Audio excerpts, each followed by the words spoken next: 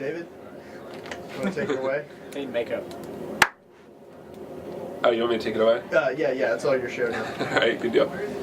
Welcome to the 10th episode of Back at the Desk. I'm sports editor David Reynolds. And I'm senior writer Powell Latimer. We've taken a brief hiatus since our last Back at the Desk. A lot of things have happened in UNC sports since then. UNC lost a bowl game in football. UNC signed a new recruiting class. And UNC played a little bit of basketball. And I'm sure if you've been following the team at all this year, you've noticed a good deal of struggles. They've fallen out of the top 25 for the first time since 2004. 13-10. It's looking like the NIT is likely right now.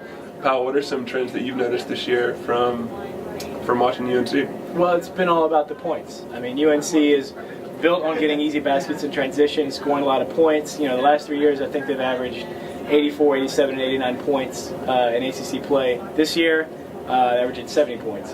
So the buckets just aren't coming, and that's what a lot of their losses are coming from. They just can't outscore anybody anymore. Yeah, I mean, especially with the perimeter defense they've been playing. I mean, that kind of goes into that. I think I've got a list here of all the different guards that have kind of torched UNC in ACC play. Georgia Tech, you got Shumpert, Delaney. Pretty much every single guard that UNC's faced in the ACC play scored at least 20 points, except for NC State Gonzalez, and he scored 19 points. So that doesn't really bode well against a guard-heavy Duke team. Exactly, and Duke can really shoot it from the perimeter. They've got four guys that can just light you up. They shoot 39% from beyond the arc, and the real key for UNC is going to be Marcus Ginyard, a guy that's struggled a lot this year. Had some good games recently. He played well against Maryland, from what I saw. But can he defend? Can he shut down those guys? It's going to be on him. And there's not like there's just one guy. He's got to shut down 3 or 4 different guys. I know. So UNC's freshmen are definitely going to have to step up. Dexter Strickland's going to have to play a big role. Leslie McDonald might get some more playing time. I mean, that's not even to mention the guys down low, Henson and the Ware twins. But yeah, just to go along with what you were saying about Duke's outside shooters, going into the year, the preseason All-American on Duke was Kyle Singler. And he's been outplayed by two players on his own team. Absolutely. Nolan Smith and John Shire have averaged each have averaged over 18 points per game this season. And Singler's averaging 15 himself. They're the highest scoring trio in the entire country. And they do a lot of their damage from outside.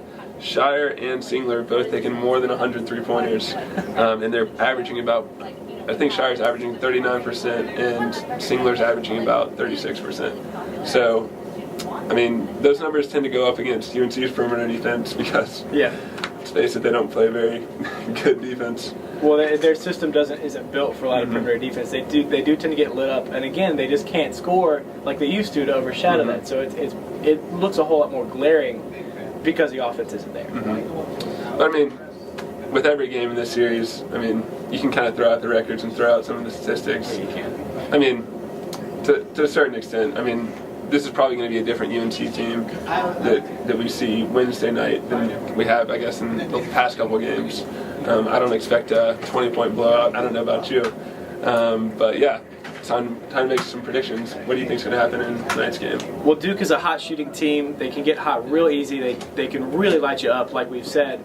And UNC is a team that tends to give up big runs, and offense can stall on occasion. So I got to go with, 88-68 Duke. 88-68 Duke. I'm saying 20 Oh, points. it's 20 points. All right, well, I'm going to be making the prediction in the paper, I guess, Wednesday. I'm not sure what day, February 10th. I think what's going to happen is this. It's going to be kind of the classic, I guess, UNC basketball game this year. They're going to keep it close during the first half, maybe build up a 5-point lead, but in the second half, Duke's just going to wear them down and start making those threes, and they're not going to be able to come back. I'm going to say Duke starts to pull away at about the 15-minute mark of the second half. You're going specific time. I like this. About the 15-minute mark of the second half, you'll start to see Duke build up about a 10-point lead. UNC might make a run to make it a little bit close, but I think it's going to be probably 81-71 Duke. All right. You went 10, I went 20. Okay. Okay. So we'll see what happens there.